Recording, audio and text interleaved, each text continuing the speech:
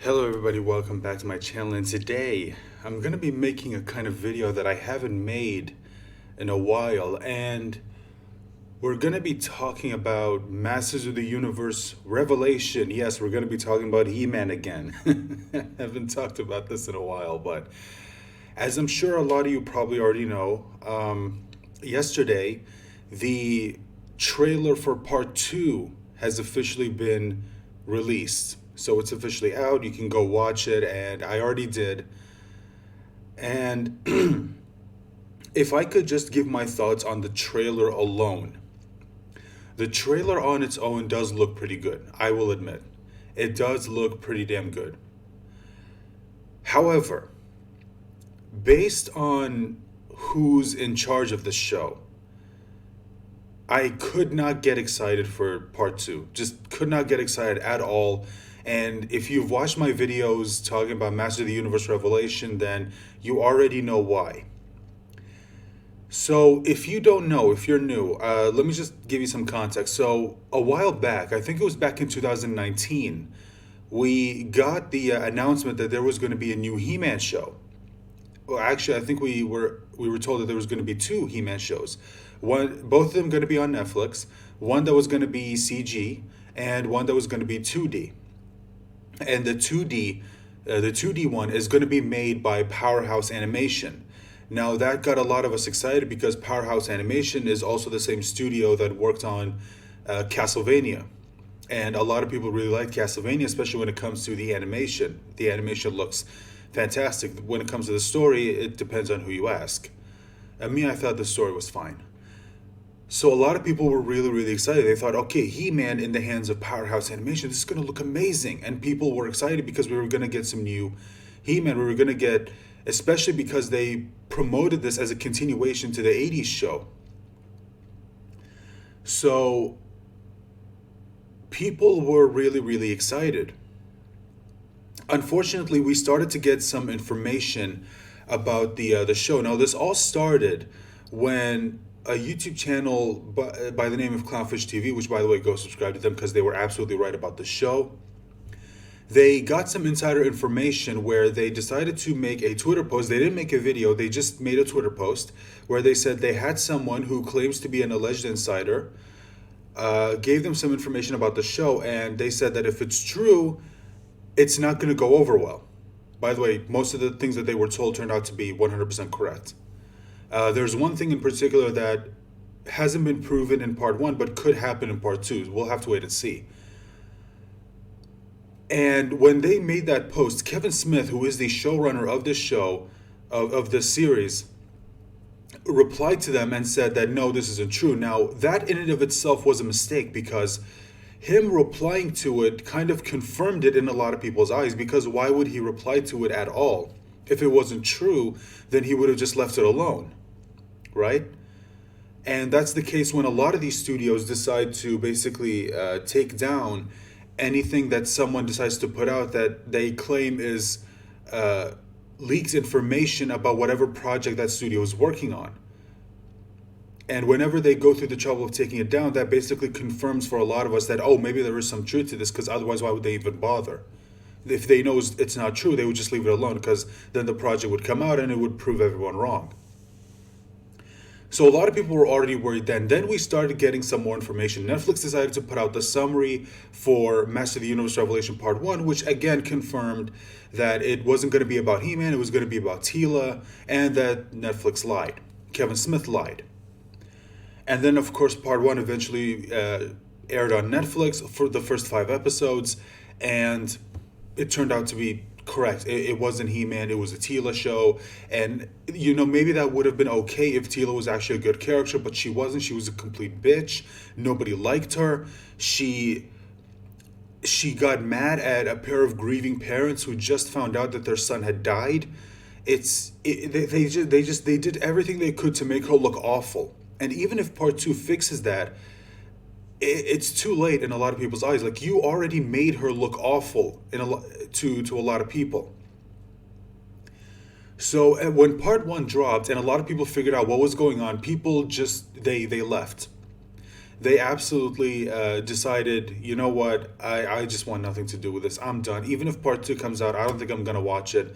And when part two, the trailer got released, a lot of people just, even though, again, I will admit, if I look at the trailer in isolation, it does look pretty damn good. But again, because I know who's in charge of this, I can't get excited. I can't get excited no matter how good the trailer looks. It's, how do I know I'm not being lied to again? How do I know? So I'm not going to play the whole trailer because, Netflix likes to ding people for whatever. So I'm just going to go through images. They talk about power and order or whatever. You hear Skeletor talking. As you know from at the end of part one, he has the sort of power. So he has the power of Grayskull, and yeah, he basically says the line, "I have the power." And then we cut to you can see Man at Arms, and he's actually fighting, which is good. And then you can see Evil-Lynn, who's basically the new sorceress.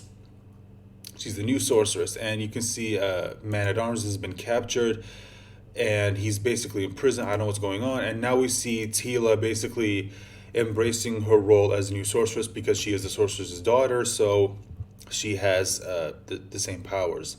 And she basically heals Adam, which I think, again, a lot of us kind of expected. And of course, she's over there on her own because she's an annoying cow who just is made to be completely unlikable in this show. You can see from what we can glean from this scene, it seems like they're preparing to fight. Teela, of course, is going, man, I'm just going to stand here on my own because I'm cool and I'm edgy. Fuck off.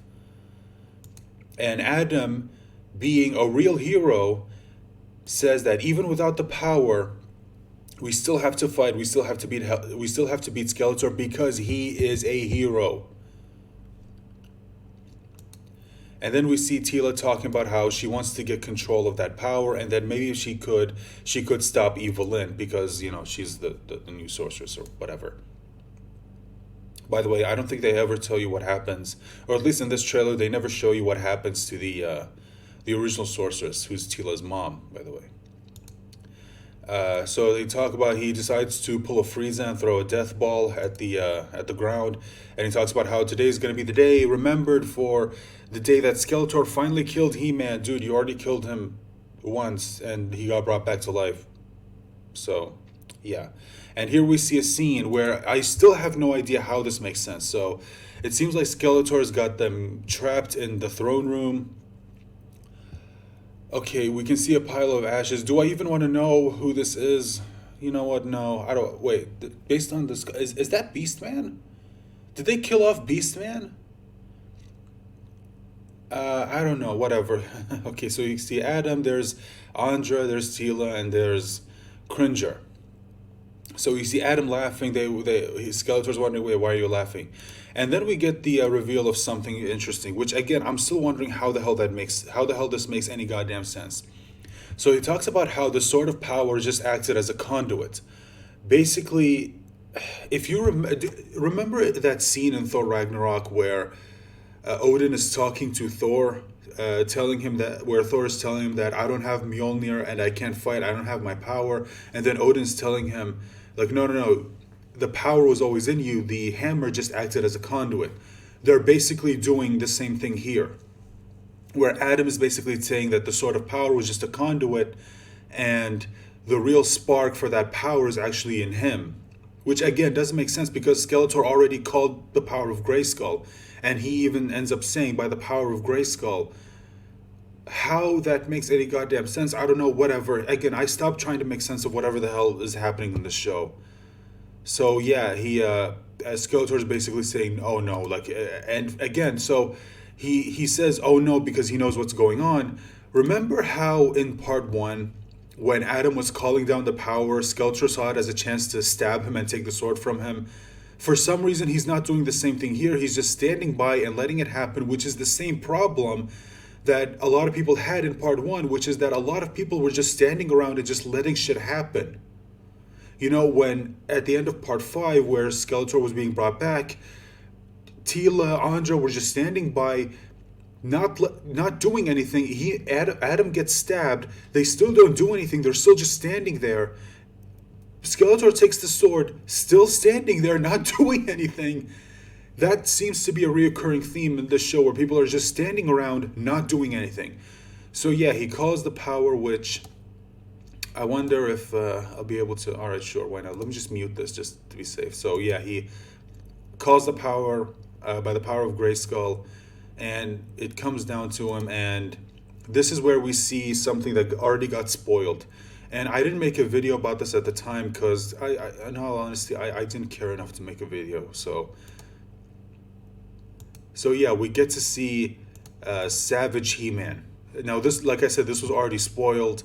This is, by the way, a callback to, I think, He-Man as he was originally conceived in the mini comics, where where Prince Adam wasn't thought of back then. It was just He-Man. He was just out there and he was fighting Skeletor. We got the concept of Prince Adam and King Randor, Queen Marlena, and all of that stuff, the secret identity, when Filmation eventually made the cartoon. But that wasn't the original concept for He-Man. It was just He-Man. He was just supposed to be a ripoff of Conan the Barbarian, basically. So yeah, we get Savage He-Man, and we get this moment that I do have to admit, again, looks pretty damn cool. So I'm going to show you, and hopefully Netflix doesn't hit me for this. So we get to see it, and again, this does look pretty damn cool, I will admit. But basically, they turn him into a version of the Hulk, where he's just angry. It's just power. There's no reason behind it. It's whatever. And yeah, he's basically beating the shit out of Skeletor. Now, you just saw Savage He-Man, right? And something that we do see in this trailer is that we finally get to see the other Masters of the Universe. Because a lot of us were wondering, wait, where were they in part one? Because we never got to see them. Well, here we see Fisto, and here we see Scareglow. Apparently he came up from, what was it? What was it called? No, it wasn't Preternia. It was the hell version, whatever. I don't care. I don't care. So he's fighting King Randor, and he destroys his sword, and we get to see Andra. She's got some weapon, which yeah, you can see she's standing next to. I think that's what was his name? Oh yeah, Duncan. Sorry, I don't know why I forgot his name. Man at Arms. And again, we get to see this battle, which, based on how Duncan looks here, I'm guessing this is probably after the first episode, because we saw in the first episode he still had his armor on, but then later he got captured, and I'm guessing this is after they freed him. And we get to see a fight between them. We can see Tila, Andra, Cringer here. I'm guessing they're still watching the fight between Adam and Skeletor. Although, based on how this is happening, I'm guessing they probably got the sword back, is what I'm guessing happens. And we get to see a moment between Tila and Duncan, which I'm guessing is probably only there for the people who were talking about why is Tila treating her dad like shit. And we get to see the eagle, which is actually the sorceress, and I'm guessing this is probably showing us that Tila ends up becoming the new sorceress. So this is interesting. Look at this. This is He-Man with the sword. So eventually he does get the sword back, and that's how he ends up becoming He-Man again, and how they stop Savage He-Man. And we get to see a fight between them, which again, I will admit, does look cool. And I'm guessing this is probably somewhere near the finale. I don't know. Maybe not. And again, the trailer does show you He-Man being awesome, but again, I'm not gonna fall for it. I'm not gonna fall for it. We get to see this. Okay, I guess I could show you this, which I did think was pretty damn cool.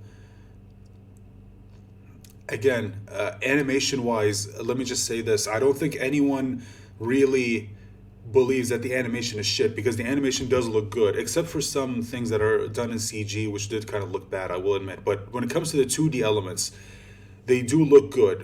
Part one was. It was good, but honestly, I kind of expected better from Powerhouse. It seems like most of the good shit is going to be in part two, so I guess that's where they decided to put the most effort.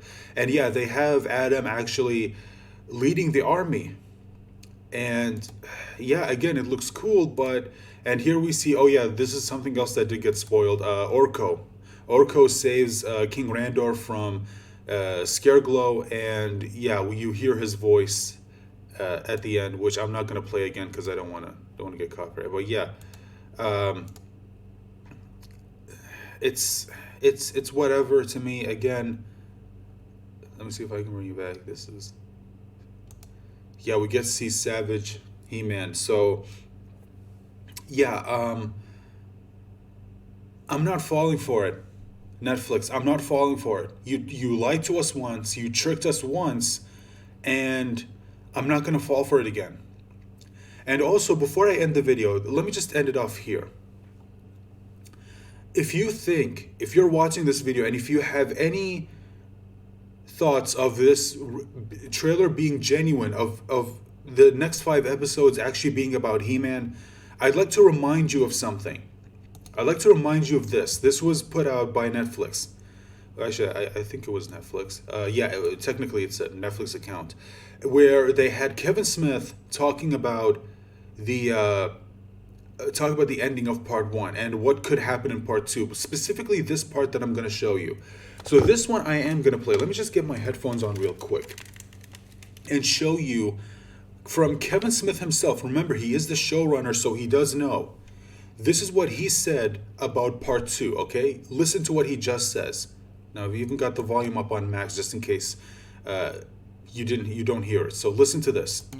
But in the next 5 episodes, kids, it shifts into an evil-lynn story that is so compelling, absolutely fascinating, satisfying, heartbreaking.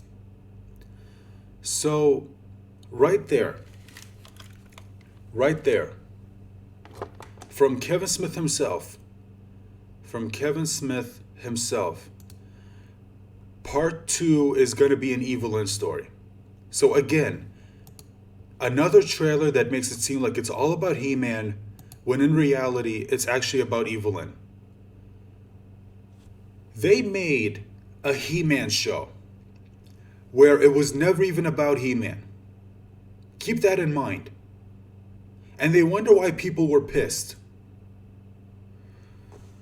So yeah, just in case you were wondering, those are my thoughts on the trailer. I'm not excited for it.